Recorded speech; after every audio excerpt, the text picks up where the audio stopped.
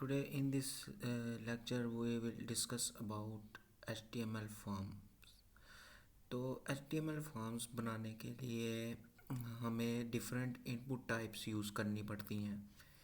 यानी input types मतलब अगर आप एक फॉर्म सबमिट करते हो उसमें इनपुट टाइप एक टेक्स्ट की होती है और एक पासवर्ड की होती है और एक चेक की इनपुट टाइप होती है यानी टिक की है और डिफरेंट इनपुट टाइप्स होती हैं। तो आज हम उसके बारे में जो है ना वो पढ़ेंगे।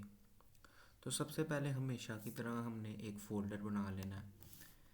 फ़ोल्डर बना लिया, हम बना लेते हैं फॉर्म्स के नेम का फ़ोल्डर। फिर उसके बाद सिंपली हमने विजुअल स्टूडियो खोलना है।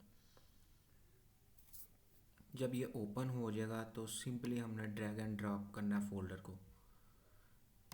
ड्रैग एंड ड्रॉप करने के बाद इसमें हमने एक फ़ाइल बनानी है HTML की एक्सटेंशन से, ठीक, क्योंकि हम अभी HTML पे काम कर रहे हैं। फिर इसमें सिंपल हमने स्ट्रक्चर डिफाइन हो जाता है तो उस तरह लिखना है। तो सबसे पहले ये टाइटल आपने चेंज करना है, चेंज करें नहीं करना वो आप पे डिपेंड करता है। तो मैं यहाँ पे टाइटल में दे देता हूँ कि हम फॉर्म्स के बारे में करेंगे, ठीक है। फिर जितना भी फॉर्म्स वगैरह का काम होगा, मेन काम होगा, वो बॉडी में काम होगा। तो इसमें अब हमने डिफरेंट इनपुट टाइप्स पढ़नी है फॉर्म्स में। यानी फॉर्म्स में आपको डिफरेंट वेबसाइट पे फॉर्म्स शो होता है, उसमें आप सर्वे करते हैं या डिफरेंट डाटा कलेक्ट करते हैं आपसे वेबसाइट से, तो उसको आप सबमिट करते हैं, तो वो फॉर्म्स वगैरह कैसे बनते हैं तो आज हम ये सीखेंगे। तो सबसे पहले ना फॉर्म्स बनाने के लिए एक टैग होता है फॉर्म्स का। ये फॉर्म आ गए, ये ऐसे क्लोज करेंगे, एक नहीं इस तरह नहीं, एक होता है उसमें एट्रीब्यूट भी आते हैं FO और ये एक्शन, ये एट्रीब्यूट है। ये जब हम जावास्क्रिप्ट यूज़ करेंगे तब ये एक्शन एट्रीब्यूट, ये डिफरेंट एट्रीब्यूट काम में आएंगे। तो सबसे पहले हमने क्या कहते हैं ये एक टैग बना लिया। अब टैग के अंदर हम डिफरेंट इनपुट फील्ड्स बनाएंगे। यानी सबसे पहले हमने बनानी है टेक्स्ट के नेम से इनपुट टाइप टेक्स्ट हो गए, तो हम एक सिंपल अपना जो है ना वो टेक्स्ट दे देंगे नेम। यहाँ पे आप जो मर्ज़ी लिख सकते हैं, अगर आप इसको स्किप भी करना चाहे कर सकते हैं। ये मैंने नेम लिख दिया, नेम की जगह कुछ भी लिख सकते हैं, एज लिख सकते हैं, लेकिन उसकी इनपुट टाइप फिर वो डिफरेंट होगी। नेम के हिसाब से मैंने इनपुट टाइप बनानी है टेक्स्ट। तो आपने सिंपल जो है इनपुट लिखना है, इनपुट लिख के कॉलन एंटर करना है, सेमी कॉलन ही कॉलन। अब कॉलन एंटर करने के बाद डिफरेंट सजेशंस हमको आ गई हैं, तो हमने यहाँ पे टेक्स्ट लिख देना है। ये टेक्स्ट लिख के एंटर करना है, तो जो है ना ये बन जाएंगी, ये पूरी फील्ड बन जाएगी। यानी इसमें एट्रीब्यूट भी अपने आ जाएगा। इनपुट है, इनपुट का टैग है, उसमें टाइप उसकी टेक्स्ट दी गई है, ये एट्रीब्यूट। और इसमें नेम अगर आप ऐड करना चाहें वो जब जावास्क्रिप्ट यूज़ होगी तब इसमें यूज़ होगा। ये आईडी वगैरह भी जावास्क्रिप्ट के साथ यूज़ होगी। तो अभी हम इसको रन करके देखते हैं, सेव करते हैं, रन करते हैं, देखते हैं कैसी आउटपुट हमें शो हो रही है। ये ये नेम हमने लिखा था, नेम ऑप्शनल नहीं है, नेम की जगह कुछ और भी लिख सकते हैं जो भी एंटर करना चाहे। तो मैंने नेम लिख दिया, तो ये नेम एंटर हो गया। तो इसमें ना अब हम और डिफरेंट टाइप्स देखेंगे इनपुट की। पहले नंबर पे ये नेम, और दूसरे नंबर पे हम यूज़र से हम ले लेते हैं पासवर्ड। नाम कुछ भी रख लें, नाम मायने नहीं रखता। फिर इनपुट ये ऐसे लाजमी लिखना है, अगर ऐसे नहीं लिखना तो वो फिर आपको याद रखना पड़ना है कॉलन लगा के।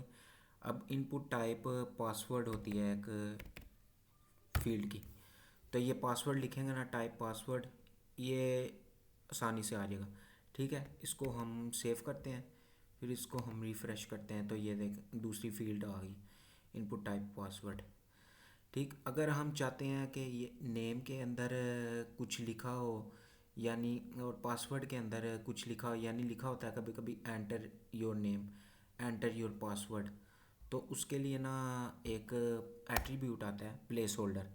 ये टैग के अंदर है प्लेस होल्डर लिखेंगे, ये स्ट्रिंग में अब यूज़ होगा यानी डबल कोट्स में। इसमें हम लिखेंगे एंटर, जो मर्ज़ी लिख लें, जो मैसेज आप पास करना चाहते हैं, योर नेम। हम किस में करवा रहे हैं, इनपुट टाइप टेक्स्ट में, एंटर योर नेम। अब हम इसको सेव करके रिफ़्रेश करेंगे, ये हाईलाइट एंटर योर नेम आ गया। अब हम पासवर्ड में भी चाहते हैं एंटर योर यूज़र से के enter your password, place holder, ये प्लेस होल्डर आ गया। ये इधर आप मैसेज लिख देते हैं एंटर पासवर्ड, पास लिख देते, बस इतना। ठीक, अब इसके बाद अगर हम चाहते हैं कि यूज़र ये लाजमी जो है वो फील्ड को फुलफ़िल करे, यानी इसको एम्प्टी ना छोड़े, इसको पहले सेव करके यहाँ पे रन कर लेते हैं। ये एंटर पास आ गया। लाजमी यानी यूज़र जो है वो लाजमी एबल हो, फील्ड को खाली ना छोड़े सबमिट करने से पहले, तो वो एक फील्ड एक एट्रीब्यूट आता है रिक्वायर्ड, ये रिक्वायर्ड आ गया। अब इसको लिखने का मकसद ये है कि ये यूज़र एम्प्टी नहीं छोड़ेगा सबमिट करने से पहले। अगर एम्प्टी छोड़ के सबमिट करेगा तो यहाँ पे एरर आ जाएगा। ठीक, वो एंड पे आपको एक होती है इनपुट टाइप होती है सबमिट, यहाँ पे सबमिट लिखेंगे। ये इनपुट टाइप सबमिट, ये बटन कितना काम करता है, यानी फॉर्म को जो है ना वो सबमिट करवाता है। ये जावास्क्रिप्ट के साथ यूज़ होगा। ये अभी देख, ये मैंने इसकी वैल्यू नहीं दी हुई, इसकी वैल्यू भी दे दे। वैल्यू जो मर्ज़ी, जो बटन में आप डिस्प्ले करवाना चाहते हैं, वैल्यू मैंने सबमिट दे दी, ये सबमिट। अब ये मैंने सबमिट करने की कोशिश की है ना, तो ये रिक्वायर्ड था ना, तो ये जो है आ गया प्लीज़ एंटर योर फील्ड। ठीक है, इस तरह का मैसेज आ जाएगा। अगर हम पासवर्ड पे भी करेंगे रिक्वायर्ड, तो ये पासवर्ड पे भी आ जाएगा। ये रिक्वायर्ड आप जिधर मर्ज़ी लिख सकते हैं, टैग के अंदर ही होना चाहिए। यहाँ पे मैं लिख देता हूँ रिक्वायर्ड। अब इसको रिफ़्रेश करेंगे, फिर अगर ये सबमिट कर, ये अगर एक को हम लिख लेते हैं, पासवर्ड हम खाली छोड़ते हैं, तो ये देख पासवर्ड पे अब जो है ना रिक्वायर्ड आ गया। तो इसका ये मतलब इनपुट टाइप एक सबमिट है और एक बटन की टाइप होती है इनपुट, ये भी सबमिट की तरह ही काम करता है, लेकिन ये बटन में आ जाता है, ये बटन। इसकी भी वैल्यू दे देते हैं सबमिट।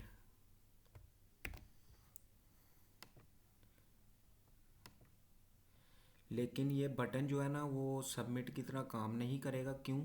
क्योंकि ये हमने ना इनपुट टाइप जो सबमिट होती है ना, वो सिर्फ ए फॉर्म को सबमिट करने के लिए होती है। लेकिन ये जो इनपुट टाइप बटन है ना, ये तो फॉर्म को सबमिट तब करेगा जब हम जावास्क्रिप्ट का यूज़ करके इसके साथ अटैच करेंगे। अटैच दोनों को करना पड़ता है, लेकिन इसको ना हमने स्पेशली अटैच करना पड़ता है। अगर नहीं चाहते, अगर चाहते हैं सिंपल बटन हो, तो वो बटन का भी एक टैग आ जाता है, BU बटन लिखा, इसको क्लोज़ किया, ये इसमें अब जो है कुछ भी लिख दो, सबमिट लिख दो, ये बटन, ये सिंपल बटन आ गया। ये भी यूज़ होता है जो सबमिट करने के लिए, लेकिन स्पेशली तब यूज़ होगा जब हम इसके साथ जावास्क्रिप्ट को यूज़ करेंगे।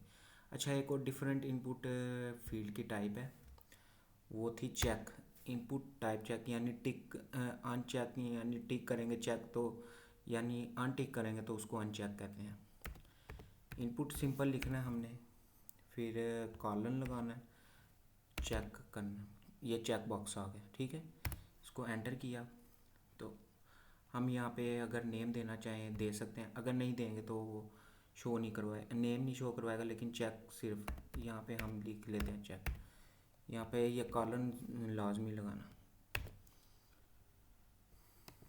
ये चेक, इसके बाद ये चेक अनचेक, ये चेक का काम होता है।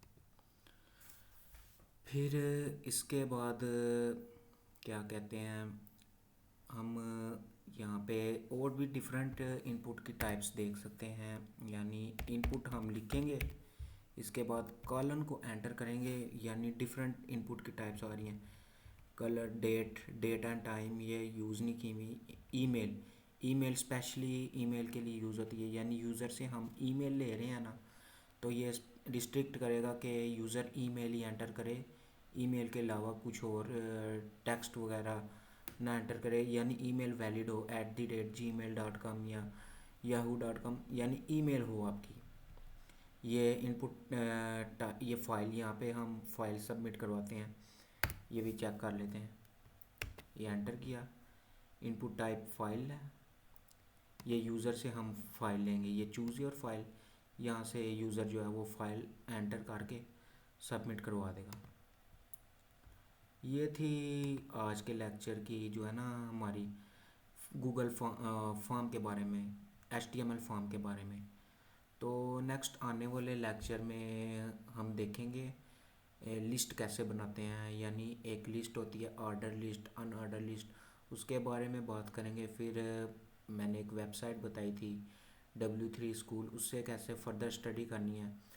फिर उसके साथ ही हम डिस्कस करेंगे ब्लॉक लेवल एलिमेंट क्या होते हैं और इनलाइन एलिमेंट क्या होते हैं। ये इनलाइन एलिमेंट है, यानी एक लाइन पे जो है ना टैग्स आ रहे हैं, और ब्लॉक लेवल एलिमेंट होते हैं वो डिफरेंट लाइंस पे आते हैं, उसके बारे में भी हम बात करेंगे। फिर उसके बाद हम जो है CSS पे मूव कर देंगे।